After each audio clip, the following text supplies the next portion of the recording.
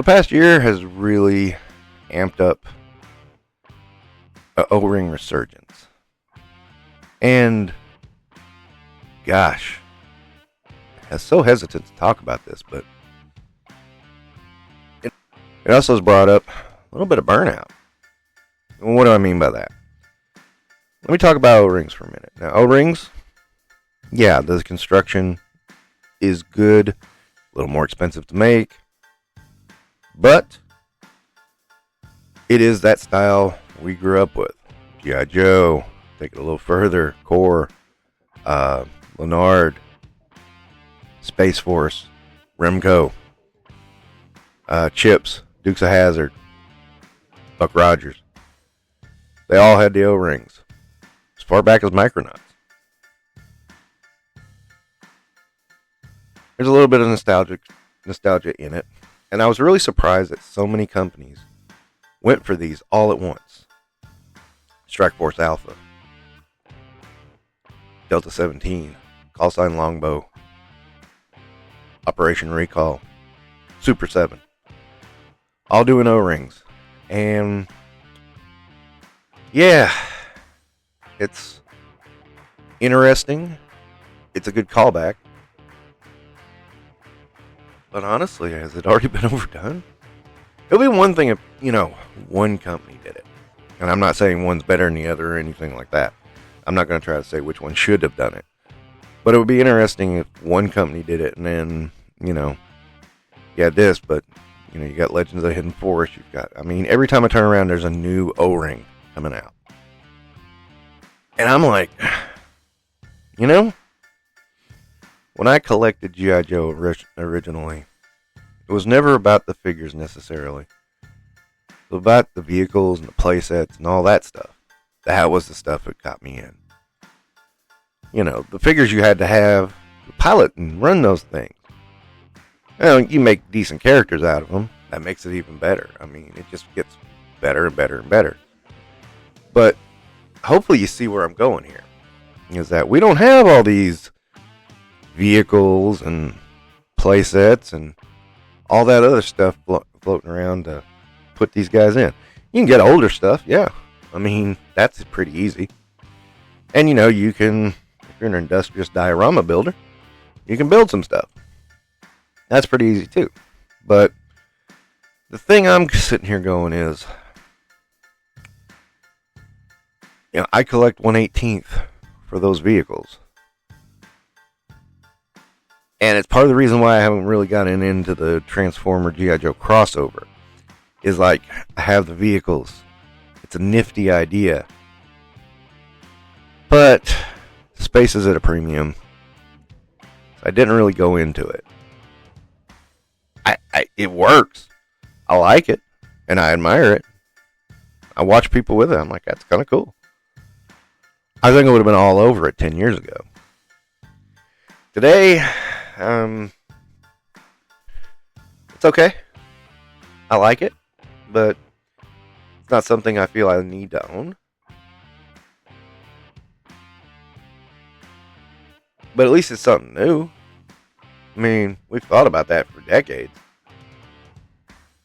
Not like Classified where they just rehash and redo. There is, it's automatically, there's some redoing. The Triple T is the Triple T. But that's all new tooling. That's all brand new. So, at the same time, I kind of get why they would do O-rings with that, because it all fits the aesthetic. Now, I know there's a couple of companies talking about, one's talking about a Hind helicopter from Russians, which is a good idea, but,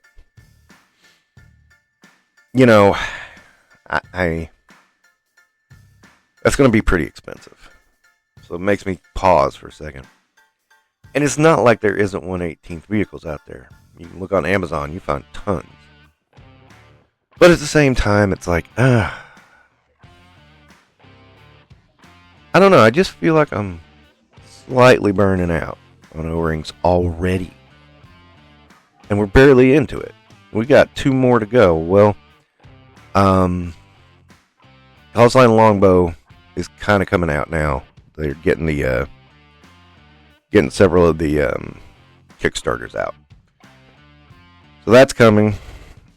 Operation Recall is still out there. Legend of the Hidden Force is still out there. And after that, I lose track. I'll be honest with you. I do lose track. Because it's kind of like, there's just too much. And, you know, you got your regular, everyday collecting on top of that. You kind of makes you go, okay, what do I really want here? And sometimes, what you really want, and I mean what you really, really want, and yeah, I just did a Spice Girls reference there. You want to move forward. There's not many people doing modern construction, and that's the best way to describe it, is modern construction, not O-ring. But still 1/18 scale. I mean, you do have the vintage collection, but let's face it, Star Wars is teetering out, and vintage collection, I mean, she already got the classics. No point in getting, you know, the newer media. Yeah, it kind of traps itself.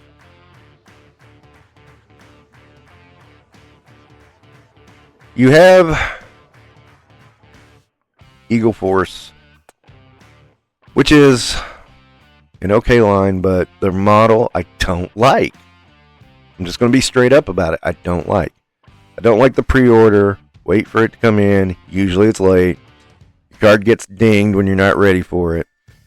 And then, you know, you have to figure out a way to scramble to get money on the card. And then, you know, you get your stuff, and it's like, there's never any in stock. There is no in stock with Eagle Force. Almost never. So you're kind of stuck there, you know. And this became real apparent with the Crimson Moon figures that were Red Shadows, not Red Shadows. Boy, did that. I mean, I wanted well over $150 worth of figures out of that. But I knew when that time came around, I wasn't going to be able to handle a ding like that. You know, it's just a fact. You know. And so I kind of went back, hoped they were in stock. No, they never were. They're never going to be. And that's the fact of it. It's just, that's the way they do business. And it kind of sucks. I mean, I almost wish there was a way they would Kickstarter it and just make you pay beforehand. That way you don't have to worry about it. But at the same time, it is what it is. So I look around here with all this new O-ring stuff, and I'm kind of like, yeah, it's a cool callback, but it's a step back. And even with new wrist articulation, swappable hands, new features that we never had with the old O-rings, it's still a step back to me. And that makes it a little less than enjoyable. Oh, I did leave out Hyatt Toys on the modern. Sorry about that.